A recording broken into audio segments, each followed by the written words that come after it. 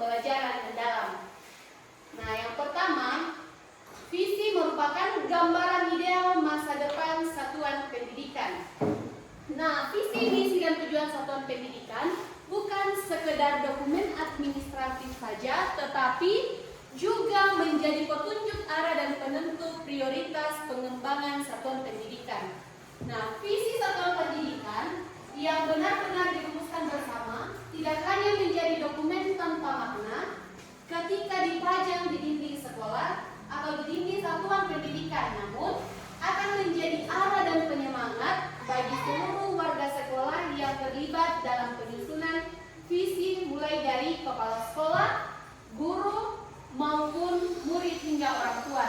Jadi visi ini memang harus kita rumuskan bersama. Bukan hanya kepala sekolah yang akan merumuskan, tetapi juga kita semua yang terlibat di dalam satuan pendidikan. Kemudian misi. Misi satuan pendidikan atau bagaimana menengah dan tujuan jangka panjang. Nah, jadi Bapak Ibu, mengapa kita perlu untuk menyelaraskan visi misi kembali? Sekarang ini kita berada pada pendalaman, kita akan melakukan pendalaman penyelarasan pembelajaran mendalam, di mana visi misi dan tujuan ini harus kita selaraskan dengan pembelajaran mendalam. Jadi pembelajaran mendalam itu bukan sebuah kurikulum. Dia bukan kurikulum, tetapi dia merupakan masih tetap kita akan tetap menggunakan kurikulum merdeka, tetapi yang akan kita rubah yaitu pendekatannya. Nah, latar belakang visi misi dan tujuan. Jadi satuan pendidikan perlu disesuaikan dengan kerangka pembelajaran mendalam agar arah sekolah selaras dengan tantangan abad ke-21, menciptakan koherensi antara dokumen dan praktik, memperkuat kepemilikan warga sekolah, mendorong inovasi pembelajaran, serta mengintegrasikan dimensi profil lulusan secara holistik. Jadi sekarang itu ada perubahan, kalau kita masih menggunakan 5 profil Pancasila dan sekarang berubah menjadi 8 profil lulusan. Jadi untuk penyelarasan visi misi dan tujuan ini, maka kita harus melihat ke 8 profil lulusan. Selanjutnya, tujuan penyelarasan VMT.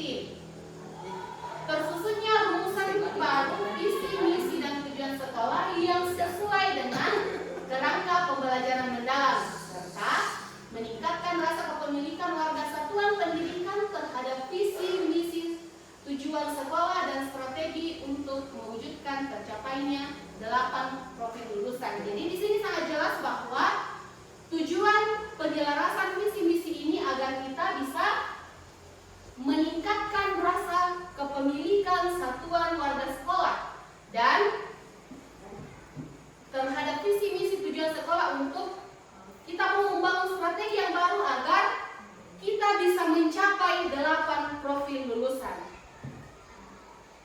Ini adalah tahapan pelaksanaan visi misi dan tujuan. Mulai dari assess, design, implement, dan yang terakhir measure, reflect, dan change. Jadi ini adalah 4 tahapan yang akan kita lalui di dalam pelaksanaan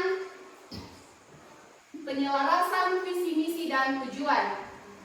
Di sini menggunakan 4 tahapan ini disebut sebagai metode siklus inquiry kolaboratif. Penyelarasan ini berdasarkan hasil capaian satuan pendidikan sebelumnya untuk merancang program dan strategi untuk mewujudkan visi misi dan tujuan sekolah.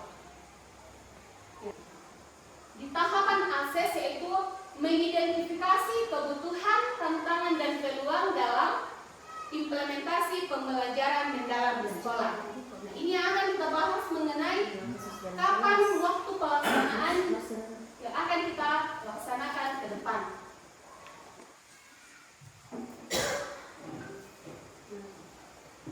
Adapun kegiatan yang akan kita lakukan yaitu